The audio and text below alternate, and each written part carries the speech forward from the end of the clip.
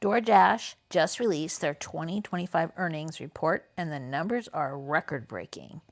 Record revenue, record profit, nearly $1 billion in a single quarter. And yet, if you drove for DoorDash last year, there's a good chance your phone was still lighting up with $2 offers, maybe $2.50 on a good day, $1 a mile if you were lucky. Now let's go over how much DoorDash actually made in 2025, talk about the truth of what drivers are actually taking home in pay, break down their tier system they use to get you to accept all those bad orders, and then we're going to talk about what the minimum wage protection in states like California actually means, because it's not what they're selling it as. Okay, let's get started. I'm going to keep the financial part brief because honestly, the driver story is more important. For the full year 2025, DoorDash pulled in $13.7 billion in revenue. They posted a net profit of $935 million, which is significant because for years this company was burning through cash and losing money. That era is over. In fourth quarter alone, 2025, they completed 903 million orders. One of their core profit metrics hit 780 million for one quarter.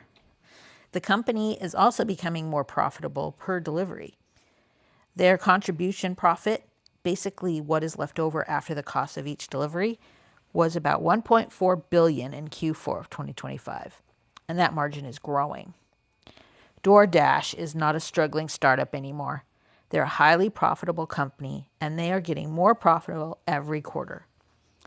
Keep that in mind as we talk about what Dashers, a core segment of their business, are actually making. Spoiler alert, the drivers are not seeing this.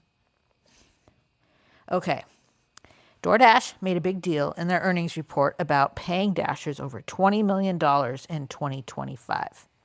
On the surface, that sounds great, right? But they left out every number that would actually tell you what that means for an individual driver. Hi, I'm Kim, and I can tell you from personal experience, I ran these apps myself until the math stopped working for me. They didn't disclose how many active drivers that $20 billion was spread across. They didn't share average earnings. They didn't share median earnings, and they definitely didn't account for the gas, maintenance, insurance, and self-employment taxes that come out of every dollar a driver makes. Here's some context that they didn't give you. According to real earnings data tracked over 115,000 DoorDash drivers, the median hourly pay, including base pay, tips, and all promotions, was $11.63 per hour in 2025, according to Gridwise. Not $15 an hour, not $25 an hour, $11.63 before expenses. Now, obviously, this varies by market, by the person's strategy of which orders they take, and whether someone works peak hours, etc. There are some variables, but some people can be selective with orders and make more. But because DoorDash is paying so much less per delivery, it's becoming harder and harder to be successful as a cherry picker. I was a proud cherry picker back in the day. After accounting for gas, maintenance, and vehicle depreciation, Gridwise also said that most drivers net somewhere between $9 and $11 per hour. So when DoorDash says $20 billion paid to Dashers, understand that number is spread across millions of drivers in over 40 countries. And for a lot of these drivers, what actually hitting their pocket after costs is not far above minimum wage. And in some cases, it's even below. Now, before we get into how DoorDash actually calculates driver pay, let me ask you this. What's the worst offer you've seen hit your phone lately? Drop it in the comments below. And while you're there, please give the video a thumbs up and subscribe if you haven't already. I have some more interesting DoorDash and Uber Eats stuff coming soon. Okay, so how does the pay actually work? In most markets, DoorDash base pay starts around $2 and can go higher depending on distance, time, and how undesirable the order is. And yes, that $2 floor is real. For many drivers, $2 and $3 offers are a regular part of the rotation. I remember seeing those constantly when I was doing the deliveries. I would just laugh as I hit decline. DoorDash says undesirable orders get higher base pay if drivers keep rejecting them. And technically, I think that's true. But you never really know whether you're seeing the original offer or one that's already been bumped up because so many other people rejected it. DoorDash also sometimes hides part of the tip up front. So an order might show at $5 but pay $8 after delivery. Many drivers believe this is meant to discourage cherry picking by making lowball offers look like they might have some hidden upside. And then there's the earn by time that they recently started offering. DoorDash's hourly pay mode. They make it sound like you're earning an hourly wage, but that's misleading. You are not paid for the full time you're online during that hour. You're only paid for active delivery time, from the time you accept the order until you drop it off. When you're sitting waiting for other offers or driving back to your zone, none of that counts. That detail matters more than most people realize, and we're going to come back to that in a minute. Okay, so now let's talk about the DoorDash tier system, because in my opinion, this is one of the smartest ways they've gotten drivers to take bad orders without technically raising any pay. DoorDash replaced Top Dasher in many markets with a tier system: Silver, Gold, and Platinum. The pitch is simple. Accept more orders, keep your stats high, and DoorDash says you'll get priority access to better offers. Sounds great until you look at what it takes to get there. I know a lot of drivers, especially newer dashers, may fall for the idea of maybe if I accept more, the good orders will come.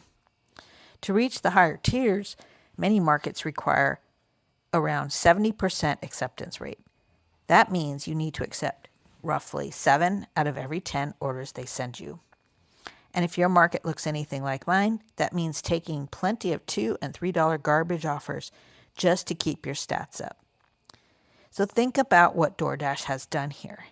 Instead of simply paying more for undesirable orders, they've created a system where drivers voluntarily take these bad orders, chasing the promise of better ones later.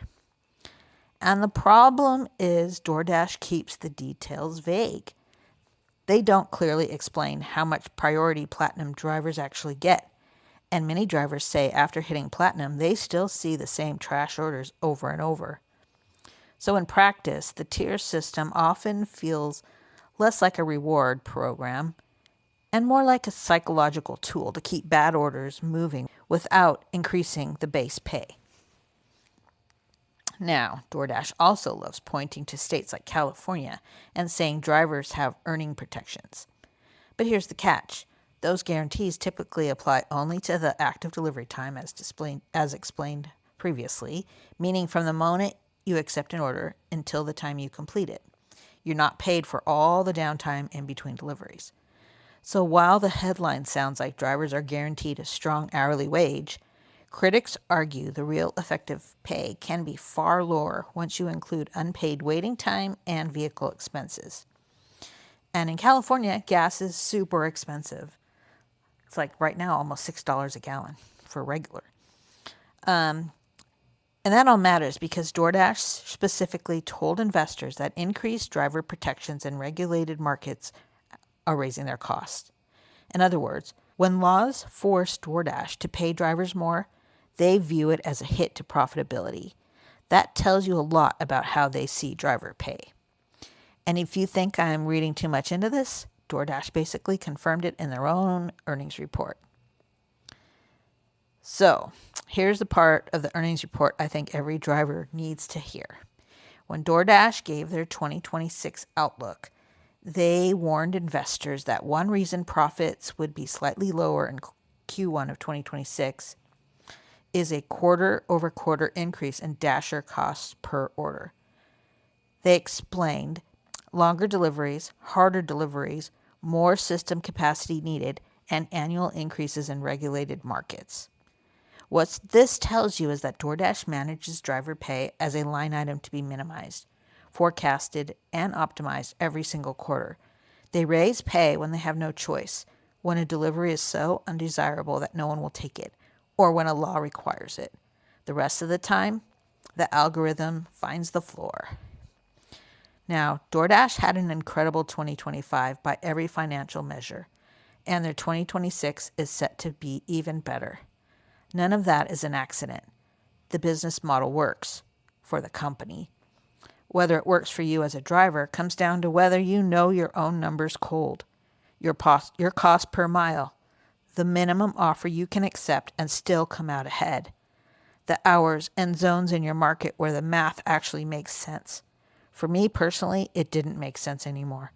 And ultimately, that's why I stepped away from the food delivery myself. DoorDash is not going to do the math for you. They're going to show you $20 billion paid to Dashers and hope you don't ask how many ways it was divided. Because at the end of the day, DoorDash knows their numbers down to the penny. If you don't know yours, then you're the one subsidizing their profits. Let me know in the comments, are your earnings up or down from last year? Are you chasing Platinum Tier, and do you think it's actually worth it? Thanks so much for watching. Please give the video a thumbs up and be sure to subscribe so you don't miss future content. Next up, I have a similar look for Uber Eats. It's a pretty interesting story. Take care out there. See you in the next one.